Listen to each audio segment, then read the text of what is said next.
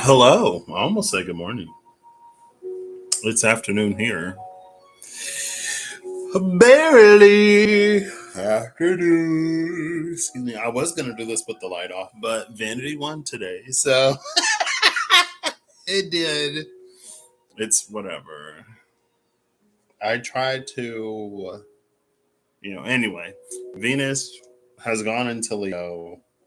I wasn't gonna do anything, and then I was like, you know what? Why not?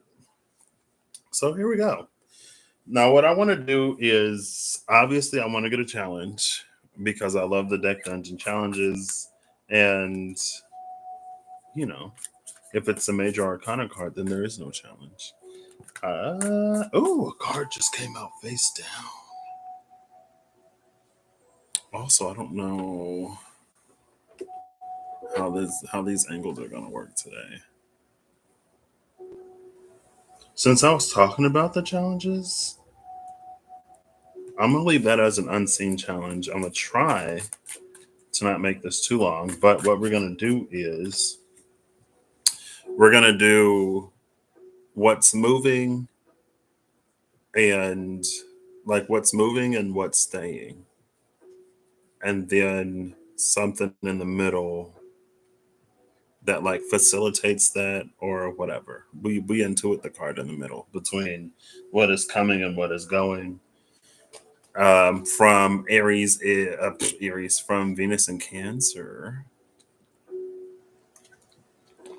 or before Venus came into Leo, and then we'll get a challenge.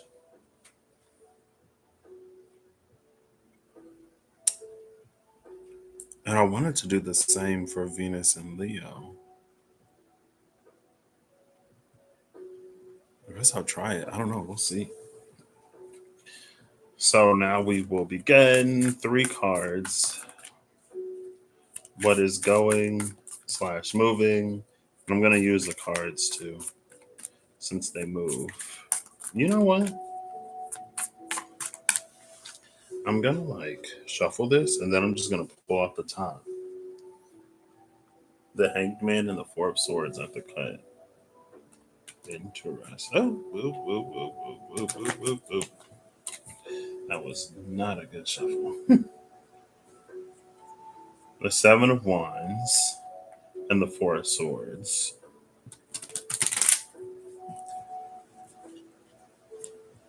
Mars is about to move into Gemini, which means that Mars and Venus should be sextiling, closer to the sextile than the square.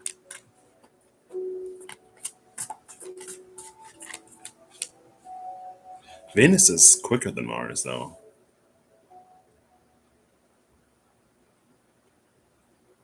I don't know. Anyway, in general, I think. All right. Oop. There we go. Wheel of Fortune.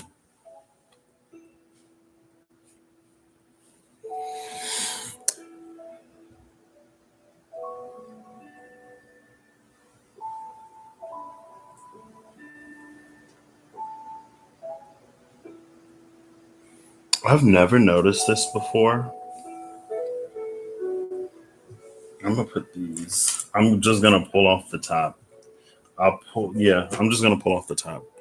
I've never noticed this before, but it feels like the wheel of fortune lies within the silhouette of a person. Like here's an arm, here's an arm, there's the head, this is the torso.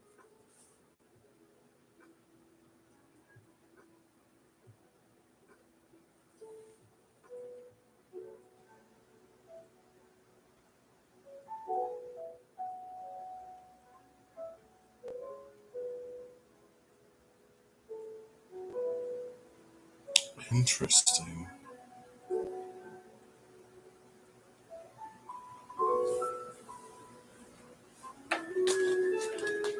Also, I had to kick it back to Lo-Fi Girl. Shout out to her. She got me through many a Saturday when I was doing the microbiology thing. I would put on Lo-Fi Girl and just be in there plating, doing whatever. I wanted to find loyalty free music, but the other one was like, um, it was decent, but then the ad popped up in the middle of it, so I had to find a live one. Then I found another one that was too jazzy for today. And then I saw Lo-Fi Girl, and I was like, oh my gosh, yeah, because Lo-Fi Girl she's legit. We've studied together, we've worked together, and now we're doing this. I kind of love that the Wheel of Fortune. I'm intrigued that the Wheel of Fortune came out with the silhouette of a person, and we have this face down card over here. And this is what I'm gonna try not to look at. I'll just show you on the Wheel of Fortune. This is what the card back looks like for this deck. Now we have Anubis, a Sphinx, and a snake. What's interesting is the snake is like descending.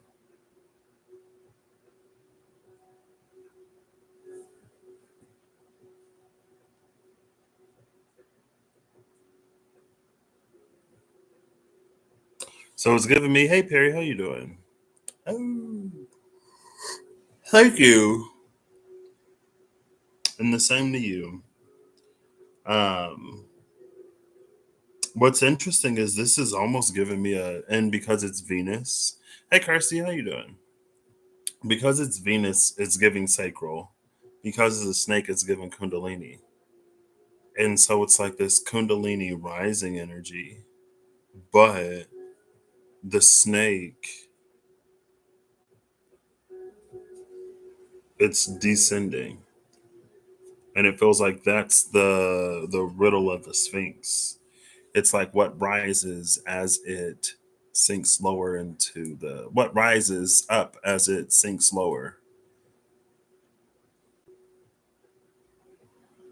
Debt. I guess it could be debt, right? Or a deficit. Maybe not. I don't know. Anyway,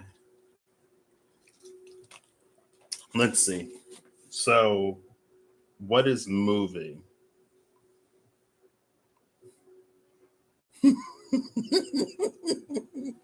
This is a Hierophant. And like again, I guess it depends on how I move the card, but it's this light of the divine is coming down just as that snake is.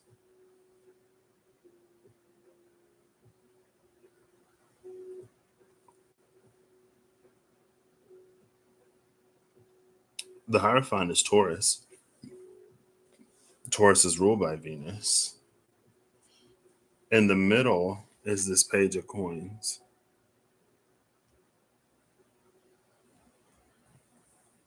And what remains, or the stationary, oh my gosh, it's the sun.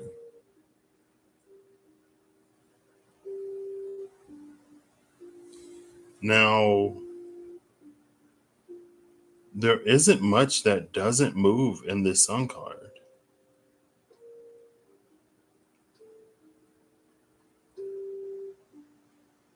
So in this, like I'm looking at what's stationary in the stationary card, and I'm looking at what's moving in the card of movement. The only thing that really moves is this light up here. The only thing that stays or that doesn't move in the sun card is literally the sky. The sun or the center of the sun. I don't think the center of the sun moves too much either. It's all of the rays sort of around it.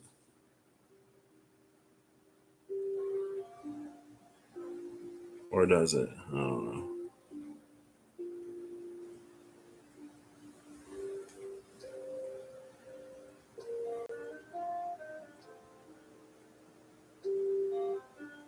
I'll say it's the the sun itself, but the light that it emanates moves.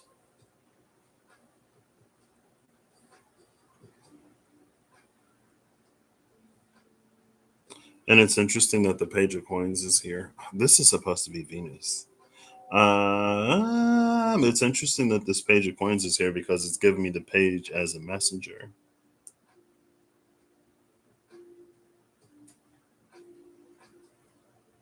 Like again, the sun itself stays, but it's the light that the sun emits that travels. What is the challenge associated with? Maybe I'll do one. A challenge of Venus in Cancer / Venus before Aries. And that is the Seven of Chalices. And a challenge of Venus in Leo is the Two of Swords. So the Seven of Chalices is going to be there are seven cups and a key at the bottom of one cup. You have to drink the liquid in order to find the cup. If you drink the wrong cup, you take some kind of damage. If you drink the right cup, you are healed. That is the suite of chalices. So, seven chalices rest on plinths in the center of a room set 10 feet apart. Each chalice contains a sparkling blue liquid. One chalice in each room contains a silver key which unlocks the door. To retrieve the key, a creature must drink the entire contents of the correct chalice, which can be identified with a wisdom or intelligence check.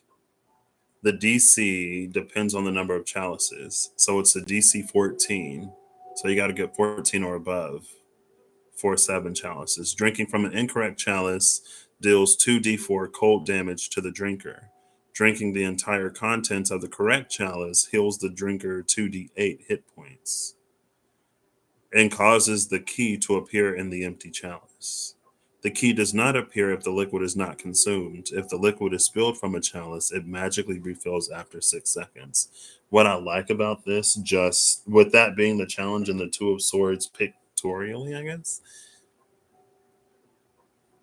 is that in the Hierophant, you have the key of silver and the key of gold, right? The keys of the kingdom or whatever. The key of silver is associated with the moon, the key of gold associated with the sun. So the challenge of Venus, and this is actually this Scorpio. Is this Venus in Scorpio? It may be Venus in Scorpio. It might not be. I don't remember. Um, if it is Venus in Scorpio, it would trine Cancer but square Leo. Anyway, if we can find the silver key from drinking the correct chalice, like we have the moon here in this Two of Swords, we would be getting like the key of the moon or the key that relates to the moon. Now, you can choose, and you could ask your favorite assistant to roll a d20, your favorite virtual assistant. You can Google roll a d20. You can, if you have a d20, you can roll a d20. If you roll a 14 or above, you correctly identify that chalice. Now, investigation checks have been easier to pass than wisdom checks or perception checks. Like, they have been historically more successful. But let's see when it comes to Venus. Let's ask. We'll do the perception first with wisdom, and then we'll do investigation with intelligence. Hey, Google, roll a d20. You got 8. 8. Now, what's funny is I'm pretty sure the last time we had a chalice deck dungeon challenge, it, one of the deck dungeon challenges, I did the same thing and it rolled 8. But was it that? because an 8 passed. Maybe it was something else. There was something that we did a perception roll on. No, because 8 fails here. So it wasn't this. There was something we did a perception roll on and it rolled 8. And it barely passed at 8. But then on the second round, it wasn't high enough to pass. But intelligence and investigation check passed both. But anyway, our perception fails us again. Hey, Google, roll a d20. It's 5.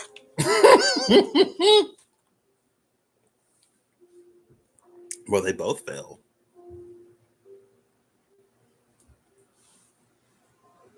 You know what I'm going to do? There are 7 cups. We have to hit a 14. Because since they both failed, and assuming we're not going to just walk away, I'm going to ask Google to roll 6 d20s. And as soon as it's 14 or above, that's how many attempts it would take. I'll do it for wisdom, and then I'll do it for intelligence. Hey, Google, roll 6 d20s.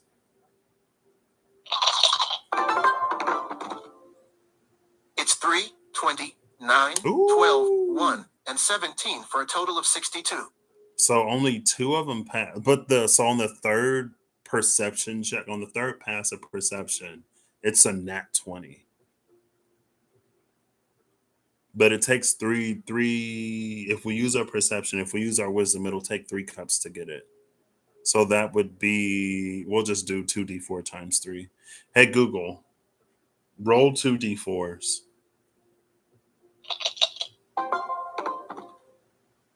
It's 2 and 4 for a total of 6. So we would take 6 times 2, 12 damage, 12 cold damage, because it's 2 failures. Hey, Google, which is the hangman, which came out at the cut. It was the hangman and the 4 swords. Hey, Google, roll 2 d8s. Here's what I found on the web. Goodness.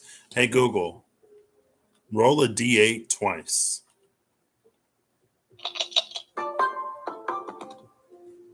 You rolled 5 and 7 for a total of 12. Wow. So 12. It would heal 4. So it would balance out. And drinking 2 incorrect chalices, we would take in total 12 cold damage. But then heal for 12 damage after drinking the correct cup. I like that because it feels like it balances out. That feels like there's a certain amount of appreciation, maybe, for a challenge or for a situation that we've gone through. And it feels like an opportunity to gain greater wisdom.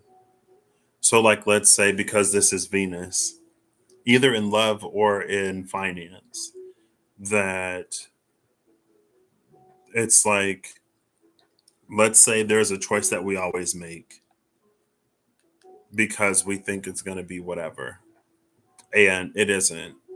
And then we do some kind of internal reflection. We make another choice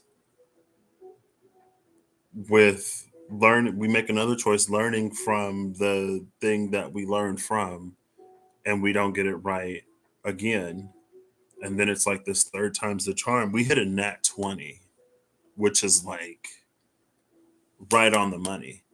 And because it's a nat 20, it feels like, again, like whatever was for us to learn or whatever was for us to see in those first 2 attempts, we see perfectly.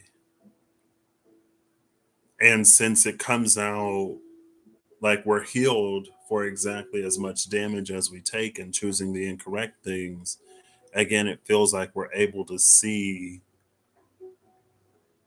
the lesson in the trials. But that was the challenge of Venus and Cancer. So that's like before now or up until now. when it comes to our perception and the way that we perceive things, it's gotten a lot better.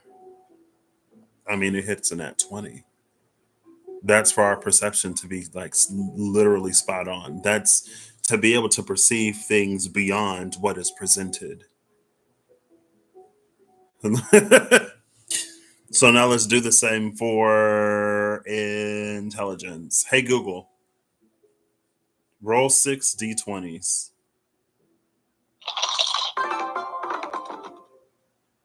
You rolled 15, 11, 3, 10, 16, and 8 for a total of 63. So this passes twice, and if we use investigation, we get it right on the second time. So second time investigating, third time with perception. Bait. See, yes, was it yesterday or the day before yesterday? When I was like, sometimes in taking the longer route, sometimes in taking the detour, sometimes in us making mistakes, there's a potential for us to learn even more, right? Because although it would take us 3 rounds on perception, on that third time, there's something that we like really, really, really, really, really get because it's that net 20.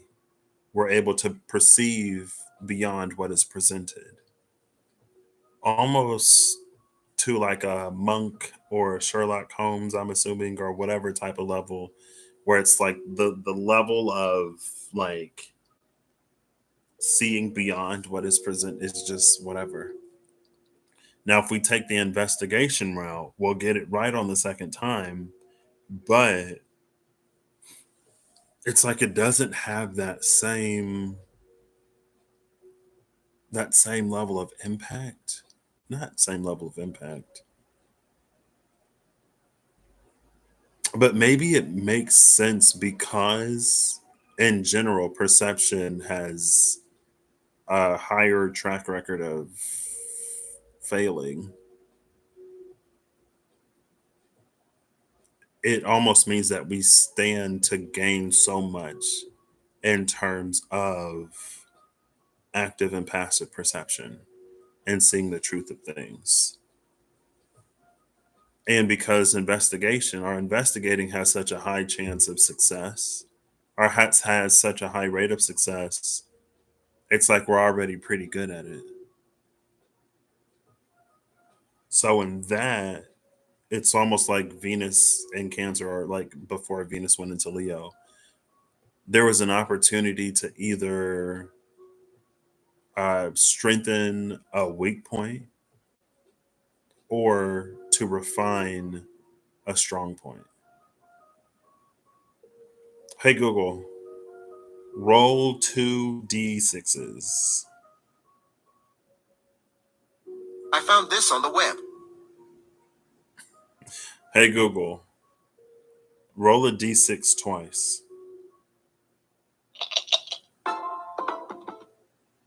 You got 5 and 6. That makes 5 11. and 6. So we would take 11. Wow, why is that so high? We would take 11 cold damage if we did pure investigation, which is interesting because we would take almost as much cold damage. We would take almost as much damage from drinking 1 chalice investigating than we would 2 challenges in perception and through perceiving. Hey Google, roll a d8 twice.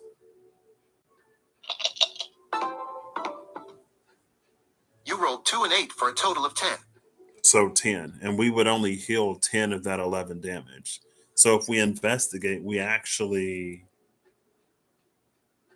come up with 1 point missing. Like we ultimately would take 1 damage from investigating. We would get it quicker, but we would be like scarred by it in some way. I could almost see this as a kind of like not psychic damage, because investigation involves intellect, that could be something that like um it doesn't necessarily have to be like major because it's only 1 point of damage that we wouldn't recover from upon drinking the correct chalice, but it could be something that shakes our the way that we think about things a little bit. It could be like a blow to the ego or something like that. And like the intelligence rolled low. It rolled 5. I don't know if it's ever been that low. Intelligence rolled lower than wisdom. And I think that also goes to speak of the difference between wisdom and intelligence. Because although intelligence and investigation can in some ways help us be in a situation and be a little bit more present, because intelligence doesn't necessarily draw upon the past as much as wisdom does. Um, but also, there are some things where it's like whether you know it or you don't, you know? Whereas with wisdom, you can extrapolate with intelligence, but with wisdom, I don't know, it's just like different. You know what I mean? But yeah, this like with that 1 point of damage in intelligence, that feels like it's like there's a truth that we discover or there's something that we learn that almost goes against what it is that we knew to be true before. But either way, we would get that silver key. Now, and again, it could be a combination of attempts. Maybe one time we try to perceive and our wisdom fails us, and so then we investigate and maybe that's a success, or maybe the investigation fails and then we go back into our wisdom. Now if we go from it feels like if we go from wisdom to intelligence or intellect, wisdom to intellect, it's almost like when a body rests and when you like build muscle in your sleep or whatever. In the alternating of the approach, there isn't a chance to turn new things that we discovered upon investigation into wisdom that we would then apply moving forward. And it feels like that's almost the attempt of the path of pure perception. That's why it's like a nat 20, or that's why it rolls the highest that it can on the d20. It's from 1 to 20. Because again, it was that energy of like in between attempts. It's not using the exact same wisdom, because if it were to do that, it feels like it would be to always fail. But in every failed attempt, we grow wiser. Whereas again, with pure intelligence, we can fail something in intelligence and it not necessarily teach us what it is, and it not necessarily reveal whatever information it is that we don't know, right? Like if I have 7 things on a table and I'm like, pick out the whatever, pick out the apple, and you don't know what an apple is. Like you're not gonna know what the apple is until you pick it and I say correct, right? It's not like picking the banana. Like you learn that a banana is not an apple, but you it doesn't necessarily get you closer to what an apple is. It's just what an apple isn't. So that was the challenge of Venus until Leo. Oh, come on. The challenge of Venus in Leo is the Two of Swords. I don't think I've gotten many sword challenges, honestly. It's all been cups and wands. Yeah, this is the first one. Okay, all right. I'm excited.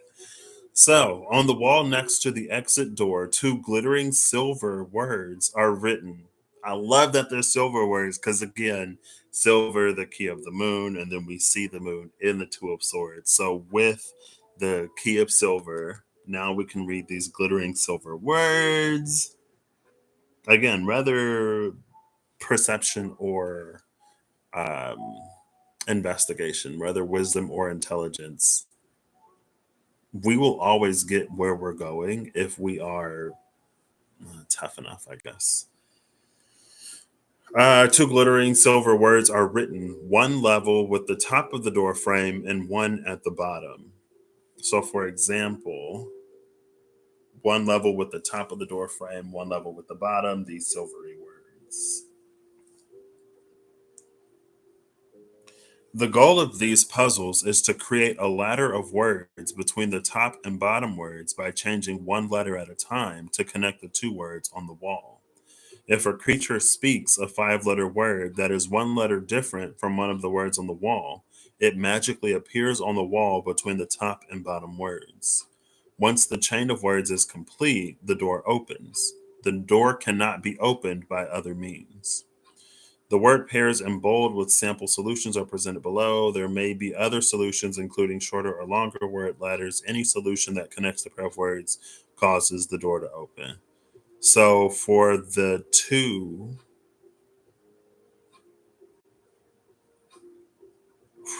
two of swords, you have to connect the word minor with the word major, literally,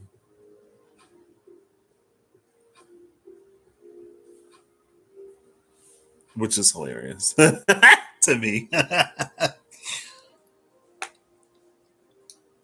And it's funny because even though there is a moon in this two of swords, it's not a full moon. And this is also my minor high priestess, with the key of silver being the key of the moon, being the key of the subtle, being the key of the unseen. It gives a more high priestess type energy. Now, what's interesting is that with Venus in Cancer, there's almost this assumption, or it almost reads as the key of gold is already in our hands because the sun is here. The key of gold corresponds to the sun, and the challenge of Venus is to is this moon.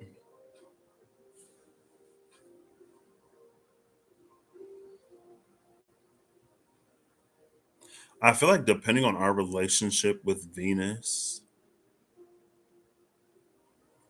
like if our idea of Venus is more almost status based, I think this these challenges could be a little bit more difficult because they're more about substance.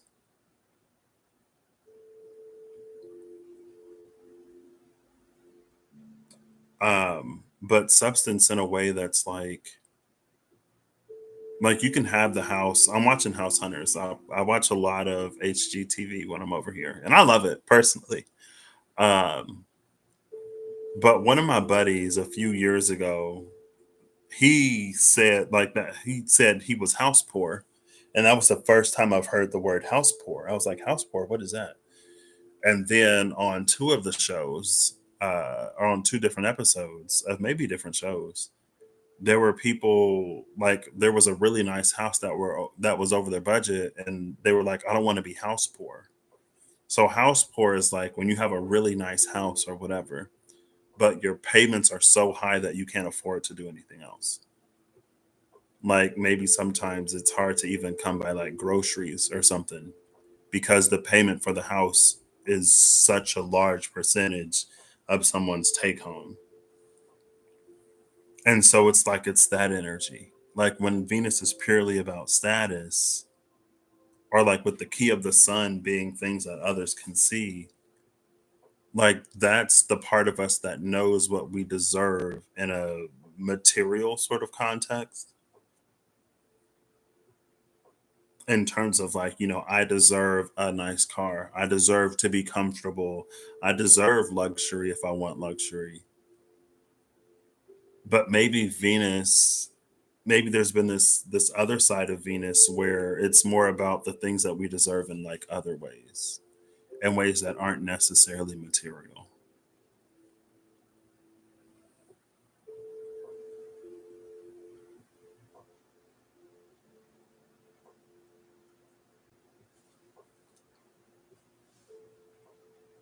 I almost want to pull before and after the high priestess, but I feel like I shouldn't probably. The challenge of this Two of Swords is to take it from this minor high priestess energy to a high priestess energy. The challenge of this Two of Swords,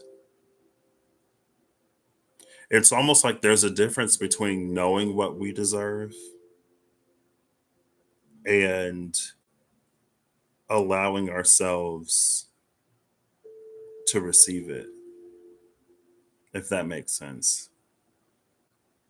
Because we can know what we deserve all day long, but just knowing what it is that we deserve doesn't necessarily put us in a position to have it. It was like all with with the wisdom checks. It was like, making a choice using our wisdom, but like it still doesn't work out. So it's like, what am I still not seeing? What am I still not seeing? Like I know that I deserve more, but why do I continuously find myself in situations that are like that don't meet what I deserve? Again, kind of like the banana. Like I know that the banana isn't an apple. I know that an orange isn't an apple. I know a kiwi isn't an apple, but when am I going to find an actual apple type of energy? And I think that may be part of the challenge of Venus and Leo. I think too, it could be something as simple as like with however our perception or wisdom increases, or with whatever it is that we have fresh eyes on, that we may not have necessarily thought of in a way that we may not have necessarily thought of something before. However, it's been challenged. It feels like with this new wisdom or with this new information, there's something that just like comes to completion. Or there are things that we just begin to see. Like we may not even have to try to bring light to that moon. It may just happen.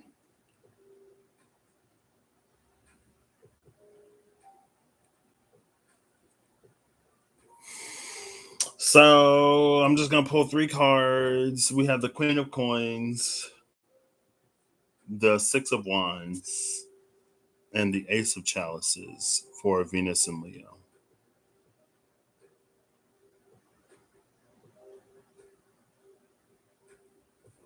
I guess I can show you.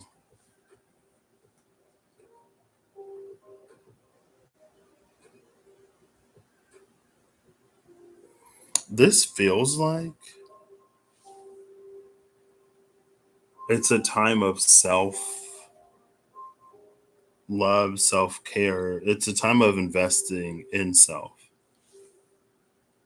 It feels like with whatever we had to sort of put out, or with whatever Venus was doing for the betterment of all, that's been completed. And now it's time for her to focus on her.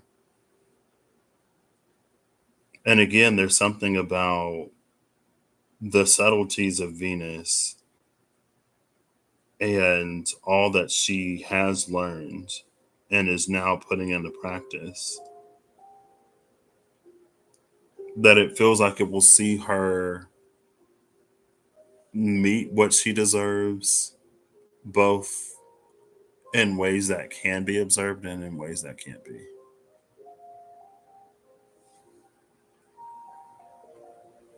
The face down card is the Nine of Chalices,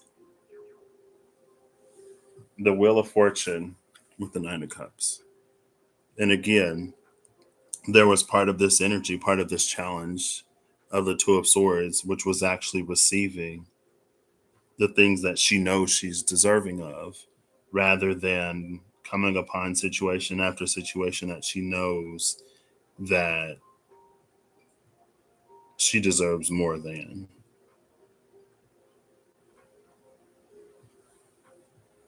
Now the Ace of Cups plus the Nine of Cups is 10 Cups.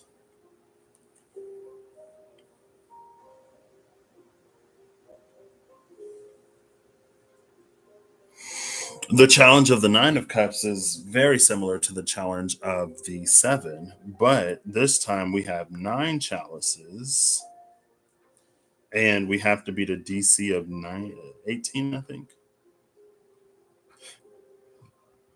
Yeah, it's a DC of 18. So you got to roll 18 or higher. Now, what's interesting, so with the 10 of chalices, it's a DC 20. So you have to roll a 20 or roll something with, if you have a modifier, you can add it and it has to equal 20. That's this Nine of Cups. If we take the route of perception, if we take the route of finding and refining our wisdom on the third attempt, of trying to overcome the challenge of the Seven of chalices, we overcome the challenge of the 10.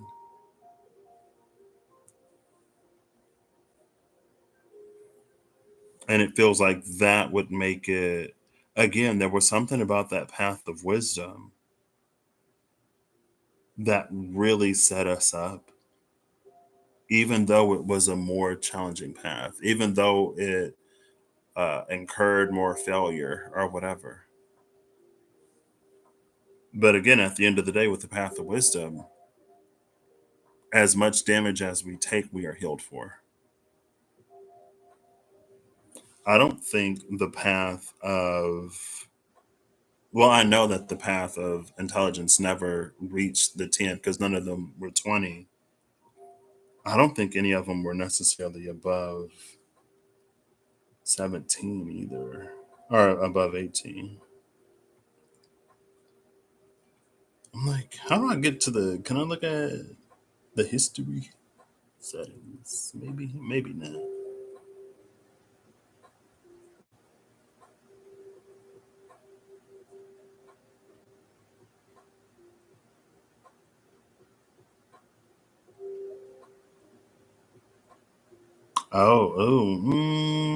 I'll keep the Google Assistant. I'll wait on Gemini. I don't know why I'm as, I don't know. I love technology, not too keen on all the AI. I don't think so. Man, I don't think any of them were 18 or higher, but I could be wrong. I'm actually not. It's a DC of 18. So we would have to drink up to nine chalices.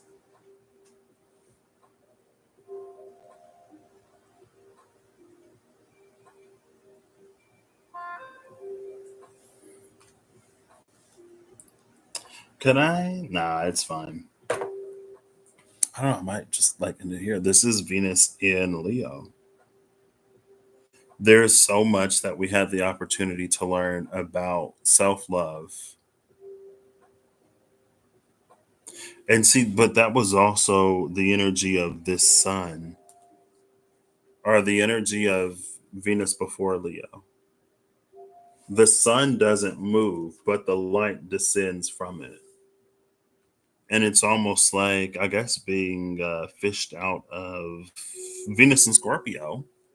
It's almost like being fished out of the depths of an ocean.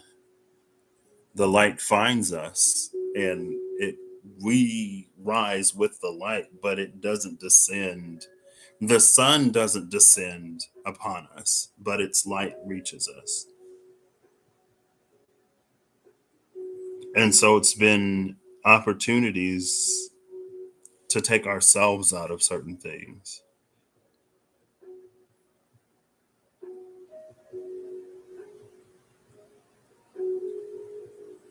And the challenge before was choosing things that would pay off in the end or aligning to those things.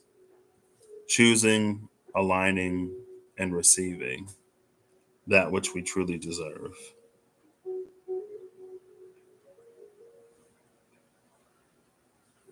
The challenge now and moving forward is knowing what we know now. What choices and decisions will we make? But also knowing what we know now, it's like, would we be able to recognize a good thing when we see it? Would we be able to recognize a good opportunity when it's presented to us? Would we be able to recognize our wish fulfillment when it comes in? And not only that, but again, would we be able to maintain it?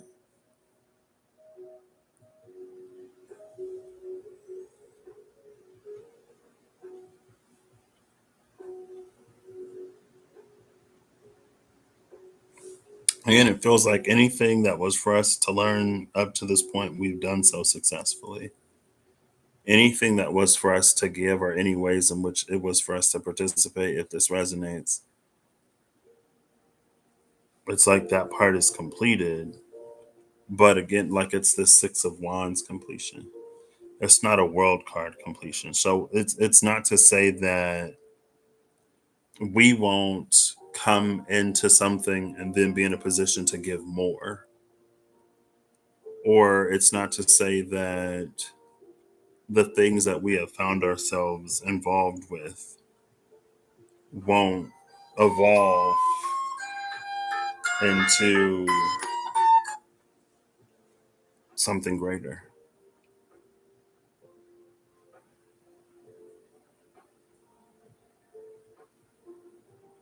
Cool. Final cards. And the Wheel of Fortune is there again. But maybe that explains it. Because again, it was like, the deeper we go into something, the more it rises. And then with Anubis there, maybe it's like coming out of the underworld, you know?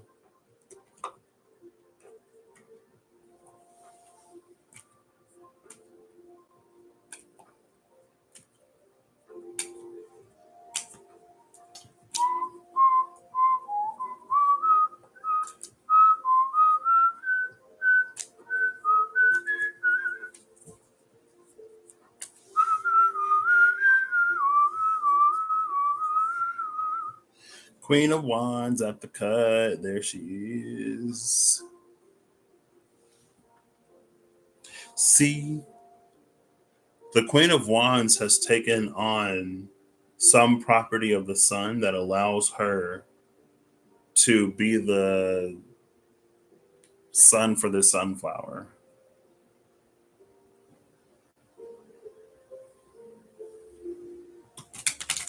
And we did have the Queen of Pentacles into the Six of Pentacles. No, I don't think. Well, Venus is in Leo. I don't know if there's a fiery energy that is associated with Venus. Taurus is Earth, Libra is air. I mean, if Venus becomes the Empress and Venus is the Empress, then she is associated with every suit. So, all right. The King of Swords just flipped over with the Ten of Wands at the bottom of the deck and Judgment under that Ten of Wands. Oh, okay. So King of Swords came out. Ten of Wands, Judgment, the Two of Swords, and the Ten of Cups with the Fool. So again, and justice, going towards what one deserves. It's no longer about all of these things, you know, it's finding the apple instead of not a peach, not a banana, not a plum, not a pear, not a grape, not a cabbage, not broccoli, not a dog, not a house, not a car. It's like, it's the apple. Maybe finding someone will find the apple of their eye. I love that. I love that. And then it goes into justice. But again, that's that Ten of Cups, the ace that met the nine. And it was actually wisdom, not investigation. But again, it was wisdom, not intelligence, that led to that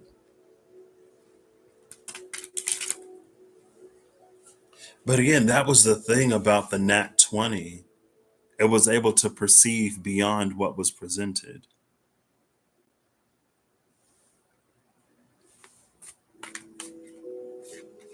If that's the case, it's like if someone chose that metaphorical path of perception, it feels like in some way, like whatever the challenge of Leo, Venus being in Leo is, it's going to be a lot less challenging. Because through facing the challenge of the Seven of Cups, you already overcame the challenge of the Ten of Cups, let alone the Nine of Cups that was sitting to the side. And again, it feels like that's the power to perceive of something beyond perception. It's almost like having future vision, right? Like if you were presented with two entirely equal options, equal in every measure. If you came out with the pros and cons, two of swords, they would both be the same. But there was something about one of them that, like, you just knew beyond how they perceive, because again, on paper and in every way that you can measure them, they would be the same. But there was something through perception, something through wisdom, through a refined wisdom that let you know, like, that's the one that's going to go all the way. And you were right. So that's, again, that's why it feels like the challenge here isn't as challenging, because maybe you picked the apple before it was confirmed that it was an apple, but something about the word apple and the way an apple looks just made sense to you. Maybe you picked an apple when it was like a seed of the tree that bears the apple. You know what I mean? Or like instead of choosing the apple, you chose the apple tree, or you chose the seed of the apple that would become the apple tree that would bear many apples, not just one. I don't know. Seven of coins in the star at the cut. All right. All right. All right. Woo! Let's keep this under an hour. Oh, four coins just popped out. The fool at the bottom. Excuse me. All right. We're going to cut it here. There are things that must be done today. It is 1:11 p.m. Oh, one, two. I was two cards off today. Bottom of the deck over here is the Two of Wands. The Two of Wands is like always at the bottom of the deck. What's that? Mars and Aries. The card that came out is the Nine of Coins. I don't know if we've gotten, yeah, we have gotten coin challenges. It's like there's a chest full of money. But with the challenges of these,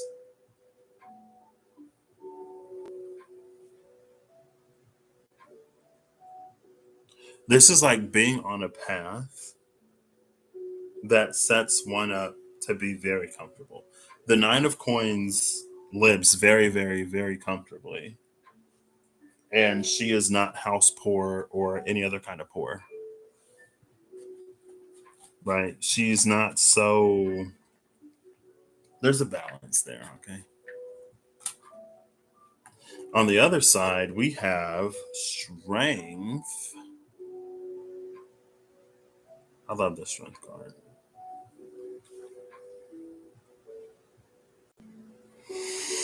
And the Six of Coins at the top of the deck.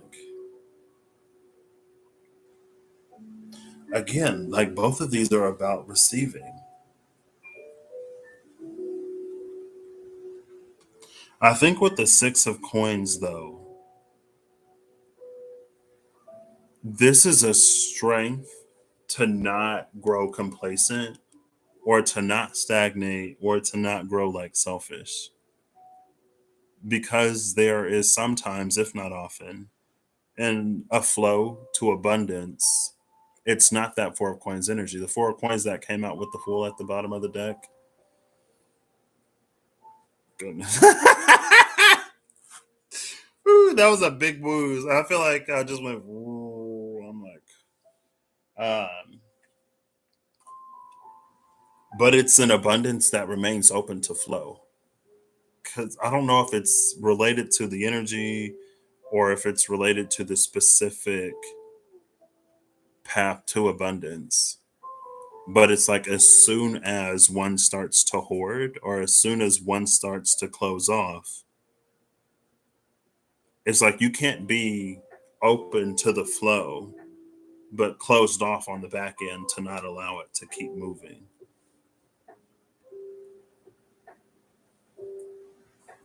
And it's almost like when the Israelites were wandering the desert. I forget where they were, but when it would like rain manna from the sky, it's like everything that they needed, they were provided for, but still they grew afraid that maybe one day our needs won't be met.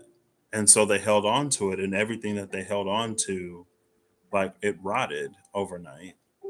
And then it was this like, if I've been providing for you like today, yesterday, and so many days before, what makes you think that all of a sudden you'll wake up to nothing tomorrow? Like,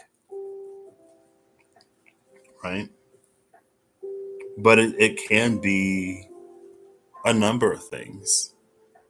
Like, well, I want to, like, what if this happens again, or what if that happens again? And it's not to not save anything, it's not to not have reserves, but it's like sometimes when things are going good and then they're going good, it's like waiting for the other shoe to drop. And because we're waiting for the other shoe to drop, there's a certain amount of openness, there's a certain amount of presence that we won't have. There's a certain amount of like risk that we won't take, but it's not really risk because the same intelligence or wisdom that got you to the point will like it will remain with you and continue to grow in any ways that it needs to be applicable to whatever situation you're in. It's not like all of a sudden you're going to wake up and go back like 15 steps. But one of the ways to ensure that that will happen or to increase the likelihood that that will happen is to be in a mindset of that and then to make choices and decisions from that place.